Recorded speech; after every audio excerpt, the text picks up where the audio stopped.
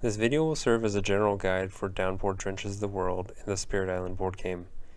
The spirit is primarily a defensive spirit, as evidenced by its innate powers. Rain and mud suppress conflict, lets you defend up to 2 with each of your presence, and water nourishes life's regrowth, lets you remove blight. There are a ton of elements on the spirit board and high elemental thresholds for activating the innates. The second notable mechanic is the special rules where you can repeat power cards. This leans towards a playstyle where you don't need that many power cards in hand to still have a profound effect on the island if you manage to get a lot of water elements. If we look at the spirit board, uncovering the elements on the top track actually gets the elemental thresholds for the first 2 tiers of rain and mud suppress conflict. I'm going to suggest playing growth number 2 for the first 3 turns. This means we won't have cards to play on turns 2 and 3, but stalling with the constant defense is too good to postpone. Thematically, I think this playstyle emulates a sustained downpour, since all you're doing is placing presence on the board and turning lands into wetlands in preparation for later turns.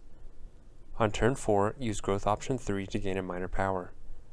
With all the water elements uncovered, we can repeat this power at least twice for a substantial turn.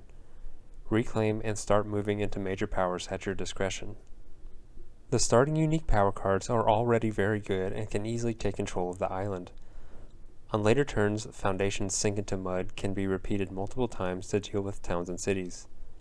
Unbearable Deluge gives another defensive option and can be paired with Dark Skies Loose a Stinging Rain to isolate lands. It is worth discussing why Isolate is good, since the spirit starts with cards that isolate. Recall that explorers must originate from a town or city during the Explore Invader action.